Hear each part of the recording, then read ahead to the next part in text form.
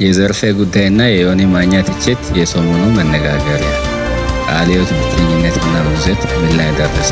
እንመለከተዋለን። የኢትዮጵያ ሙሉ ወንጌል አማኞች ቤተክርስቲያን ሀገራዊ አዋጅ አወጀች። በዝርዝር እንመለከታለን። ከመጨረሻው ተከታተሉ። ቪዲዮውን ላይክ እና ሰብስክራይብ በማድረግ ይጀምሩ። ቃለ-ሕይወት ብቸኛ ለምን ሆነች?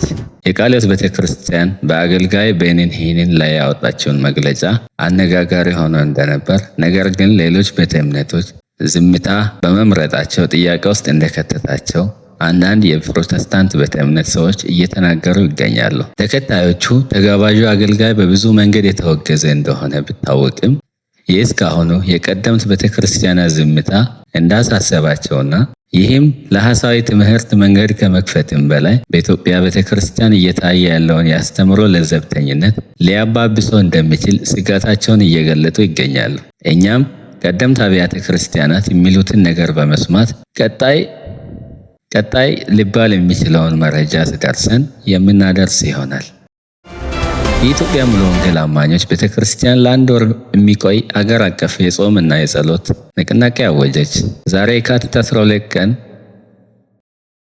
የኢትዮጵያ ሙሉ ወንጌል አማኞች ቤተክርስቲያን ከፍተኛ መሪዎች በሰጡት ጋዜጣዊ መግለጫ በመላው ዓለም የሚገኙ የቤተክርስቲያኒቱ አማኞች የሚሳተፉበት የካቲት ወር የሚቆይ የጾም እና የጸሎት አዋጅ ይፋ አድርገዋል።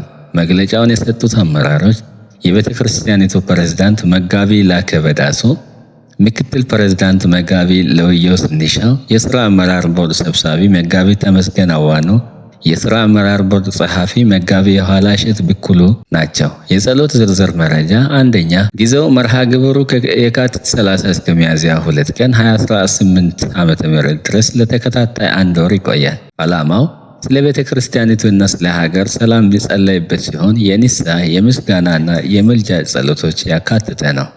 ሶስተኛ አሳታፊነት፣ በአገር ውስጥና ከሀገር ውጭ የሚገኙ መሪዎች፣ አገልጋዮችና ምዕመናን በሙሉ በጋራ በጸሎት እንዲተጉ ጥሪ ቀርቧል። የሥራ አመራር ቦርዱ ጸሐፊ ፓስተር የኋላሸት ብኩሉ እንደገለጹት ለጸሎቱ አጋዥ የሚሆኑ ሳምንታዊ የጸሎት ርዕሶች በቤተ ክርስቲያኒቱ ይፋዊ የማህበራዊ ሚዲያ ገጾች ላይ በየጊዜው የሚለቀቁ ይሆናል።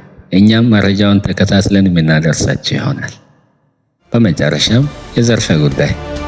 ዘማሪት ዘርፌ ከሰሞኑ መነጋገሪያ መሆኑን ቀጥላለች። ዘርፌ ወደ ፕሮቴስታንት ቤተክርስቲያን የመጣሁት ገንዘብ ፈልጌ ሳይሆን በገባኝ ወንጌል ለመኖር ነው ስትል ተናግራለች። ሆኖም ምክንያቶቿ ከጊዜ ወደ ጊዜ እየተቀያየሩ ነው ሲሉ አንዳንዶች ይከሳሉ። አንዴ ተገፍቼ ነው፣ አንዴ ጌታ ተገልጦልኝ ነው ስትል ለምን ምክንያት እያበዛች እንደሆነ የብዙዎች ጥያቄ መሆኑ ቀጥሏል። ከዚህም በተያያዘ ዮኒ ማኛ ከፍተኛ ትችትን በመሰንዘር የምትከተዩን ጌታ ከሆነ የአዞ እምባሽን አቁሚ በማለት ዘርፌን አስጠንቅቋል። ተጨማሪ ሲኖር እናደርሳቸዋለን። ቸር ሰንብቱ። ቻናላችንን ሰብስክራይብ በማድረግ ቤተሰብ ይሁኑ።